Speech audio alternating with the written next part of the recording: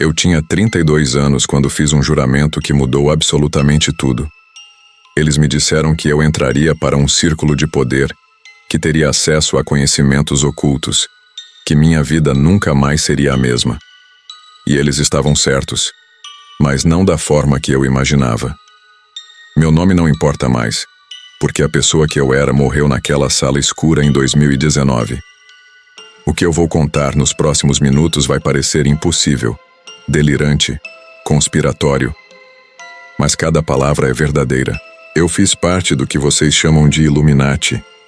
E quando você faz o juramento, você não percebe que não está ganhando poder.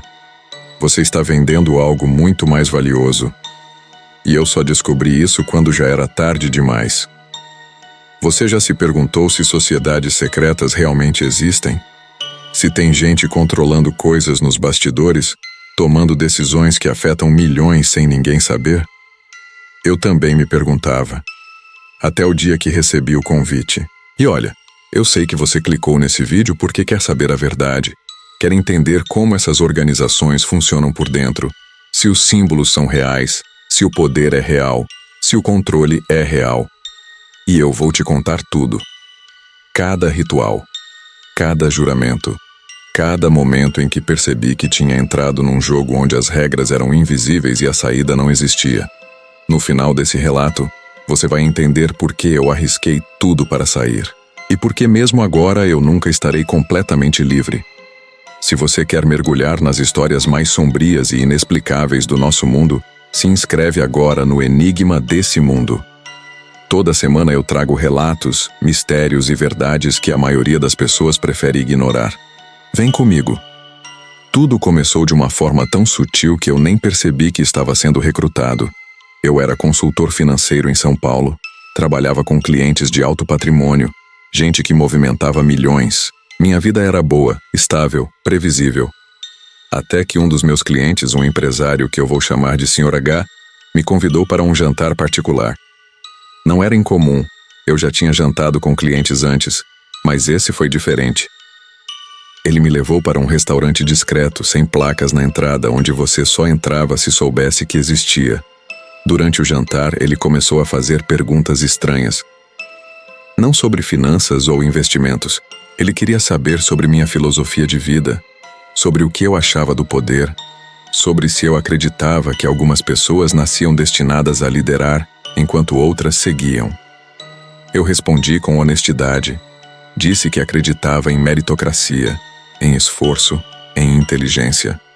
Ele sorriu de um jeito que me deixou desconfortável e disse: "Você entende mais do que imagina, mas ainda enxerga apenas a superfície das coisas."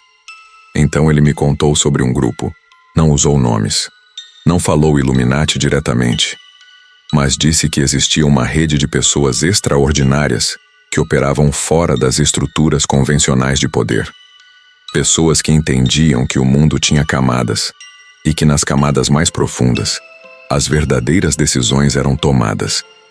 Ele disse que eu tinha potencial para conhecer essas camadas, mas que isso exigiria comprometimento absoluto e discrição total.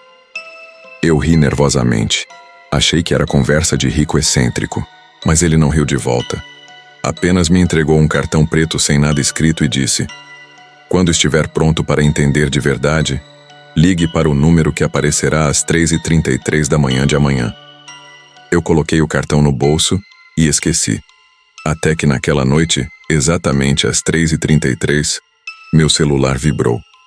E quando olhei para o cartão que estava na minha mesa de cabeceira, números dourados brilhavam na superfície que antes era completamente preta. Eu liguei. Não sei por que liguei. Talvez curiosidade, talvez ego, talvez destino. Uma voz me deu um endereço e um horário. Sexta-feira, meia-noite. Um prédio antigo no centro histórico. Quando cheguei, o lugar parecia abandonado, mas a porta estava entreaberta. Subi 4 lances de escada em silêncio absoluto até chegar a uma sala onde 7 pessoas estavam sentadas em círculo. Todos usavam ternos impecáveis, nenhum deles me olhou quando entrei. No centro do círculo havia uma mesa com um livro antigo aberto e uma vela negra acesa. Sr. H estava lá, mas não me cumprimentou. Apenas apontou para uma cadeira vazia. Então começou o que eles chamavam de primeiro ensinamento. Um homem mais velho, com sotaque que eu não consegui identificar, começou a falar sobre a história do conhecimento oculto, sobre sociedades que existiam desde a Babilônia, sobre como o poder verdadeiro nunca foi político ou econômico, mas sim informacional e espiritual. Ele falou sobre os Illuminati originais da Baviera em 1776, sobre Adam Weishaupt e a busca pela iluminação através do conhecimento secreto. Disse que aquela ordem tinha sido dissolvida oficialmente, mas que a filosofia, os rituais e a rede de membros nunca morreram. Apenas se tornaram mais discretos, mais infiltrados, mais invisíveis. Eu ouvia fascinado e aterrorizado ao mesmo tempo. Então ele parou de falar e me olhou diretamente. Você foi escolhido porque vemos potencial, mas potencial sem iniciação é inútil. Você quer ver além do véu? Eu não sabia o que responder, então apenas assenti. Erro número 1.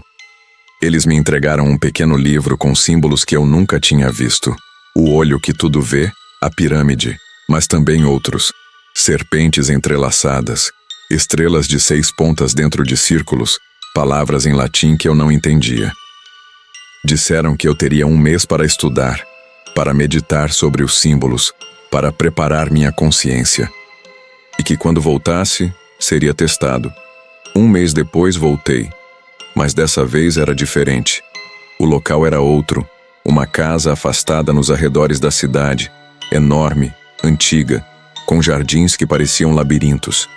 Quando cheguei, me levaram para uma sala no subsolo. Estava frio, úmido, e tinha cheiro de incenso misturado com algo que eu não conseguia identificar. Havia mais pessoas agora, talvez 15, todas encapuzadas. Me entregaram uma túnica preta e me disseram para vestir e remover todos os objetos pessoais. Disseram que eu estava prestes a morrer simbolicamente e renascer como algo maior. O ritual começou com cânticos em latim. Eles me vendaram e me guiaram até o centro da sala, onde me fizeram ajoelhar. Senti mãos tocando minha cabeça, meus ombros, meu peito, enquanto vozes repetiam palavras que eu não compreendia completamente, mas que falavam sobre renúncia, sobre submissão ao conhecimento superior, sobre aceitar que eu não era mais dono de mim mesmo, mas parte de um corpo maior. Então tiraram a venda e vi que estava cercado por velas formando um pentagrama perfeito. À minha frente, o homem mais velho segurava uma adaga cerimonial. Ele falou que todo iniciado precisava fazer um sacrifício de sangue, não de morte, mas de ligação. Estendeu minha mão e fez um pequeno corte na palma, deixando o sangue pingar sobre o livro antigo que estava aberto. Então, ele fez o mesmo e pressionou nossas mãos juntas, misturando nosso sangue enquanto dizia: pelo sangue você entra, pelo sangue você está ligado, pelo sangue você nunca sairá completamente. Depois disso, me fizeram pronunciar um juramento. Eu tinha que repetir palavra por palavra, jurando sigilo absoluto sob pena de consequências que não foram especificadas, mas que foram pronunciadas com um peso que gelou meu sangue. Jurei lealdade à ordem acima de família, acima de país, acima de qualquer outra ligação. E no momento que terminei o juramento, senti algo mudar. Não sei explicar, mas foi como se uma porta tivesse fechado dentro de mim e eu soubesse, instintivamente, que não havia mais volta. Nos primeiros 6 meses, minha vida mudou de formas surpreendentes. Negócios que estavam difíceis de fechar de repente se resolviam. Pessoas influentes que nunca me dariam atenção começaram a me procurar. Recebi oportunidades de investimento que renderam retornos absurdos. Minha conta bancária cresceu exponencialmente. Eu atribuía a minha competência, mas deep down eu sabia que tinha outra força operando. Os membros da ordem tinham posições em bancos, empresas multinacionais, mídia, governo. Eles não falavam abertamente, mas faziam coisas acontecerem através de conexões invisíveis. Um telefonema aqui, uma recomendação ali, e portas se abriam. Mas o preço começou a ficar claro. Primeiro foram os pedidos. Pequenos favores. Influenciar um cliente a tomar determinada decisão. compartilhar informações confidenciais sobre negociações, participar de reuniões onde estratégias políticas eram discutidas, não para o bem público, mas para benefício de corporações específicas. Eu racionalizava. Todo mundo faz isso, é assim que o mundo funciona. Mas os pedidos escalaram. Teve uma vez que me pediram para sabotar um concorrente de um dos membros, espalhar rumores que destruiriam a reputação dele. Eu hesitei, mas eles lembraram do juramento. Lembraram que eu tinha aceitado fazer parte de algo maior e que isso significava agir pelo bem da ordem, não pela minha moral pessoal. E tinha outra coisa. As reuniões ficaram mais estranhas. Começaram a incorporar elementos que iam além de simbolismo. Rituais que envolviam invocações, meditações coletivas onde tentávamos conectar com inteligências superiores, sessões onde membros entravam em transes e falavam coisas que não lembravam depois.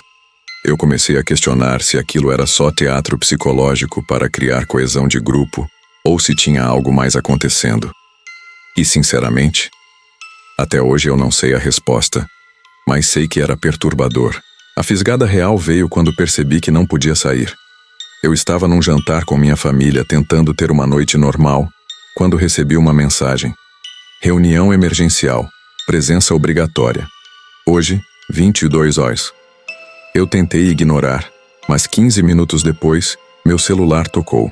Era Sr. H. Ele disse calmamente: seria uma pena se aquele contrato com a empresa X caísse. Seria uma pena se certas informações sobre suas transações chegassem a autoridades fiscais. Seria uma pena se sua família descobrisse com quem você realmente tem passado seu tempo. Foi uma ameaça velada, mas cristalina. Eu fui na reunião. E a partir dali, entendi que eu não era membro. Eu era propriedade. Eles sabiam tudo sobre mim. Tinham gravações de conversas, registros de transações questionáveis que eu tinha feito a pedido deles. Evidências que me incriminariam se expostas. Eu estava preso numa rede que eu mesmo ajudei a tecer. Minha vida pessoal começou a desmoronar. Meu casamento ruiu porque eu estava sempre ausente, sempre secreto, sempre mentindo sobre onde estava. Minha esposa achava que eu tinha uma amante, e de certa forma, eu tinha. A ordem havia se tornado minha obsessão e minha prisão. Perdi amigos porque não podia mais ser genuíno. Tudo era filtrado pela paranoia de revelar demais. E mentalmente, eu estava desintegrando.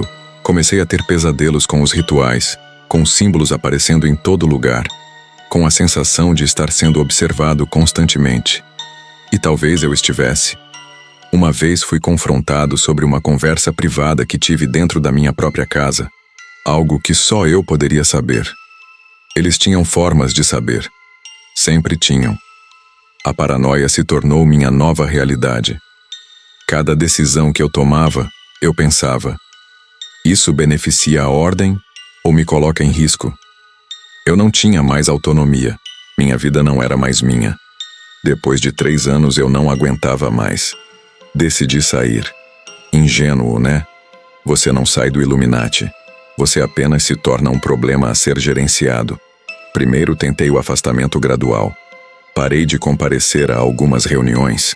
Inventava desculpas. Os avisos começaram sutis. Oportunidades de negócio que desapareciam. Clientes que cancelavam contratos sem explicação. Então ficaram mais diretos. Meu carro foi vandalizado com um símbolo da ordem pintado no capô. Recebi fotos minhas em locais onde eu achava que estava sozinho. A mensagem era clara: nós vemos você, nós controlamos você, não teste nossa paciência. Então tentei a abordagem direta. Pedi uma reunião com os líderes e disse que queria me retirar formalmente, que cumpriria o sigilo, mas precisava sair por questões pessoais. Eles ouviram em silêncio. E então o homem mais velho, aquele que conduziu minha iniciação, disse algo que nunca vou esquecer. Você acha que isso é um clube que você pode cancelar a assinatura? Você fez um juramento de sangue. Você não entende o que isso significa. Seu sangue está ligado ao nosso. Sua energia está entrelaçada com a ordem. Você pode fugir fisicamente, mas nunca espiritualmente. E se tentar nos expor ou prejudicar, As consequências serão severas, não para você, necessariamente, mas para quem você ama. Foi a ameaça à minha família que me quebrou completamente. Eu percebi que estava lidando com algo muito maior e mais sinistro do que imaginava. Esses não eram apenas empresários poderosos fazendo network obscuro. Eram pessoas que acreditavam genuinamente que tinham pactos que transcendiam o físico e agiam de acordo. Entrei em depressão profunda. Considerava suicídio regularmente. Até que conheci alguém que mudou tudo. Um ex-membro que tinha conseguido sair. Ele me encontrou, não sei como ele soube sobre mim, mas apareceu numa cafeteria e disse: "Eu sei o que você está passando e eu sei como sair, mas vai custar tudo o que você tem." O processo de saída foi brutal. O ex-membro, que vou chamar de M, me explicou que a única forma de se libertar era destruir completamente sua vida anterior.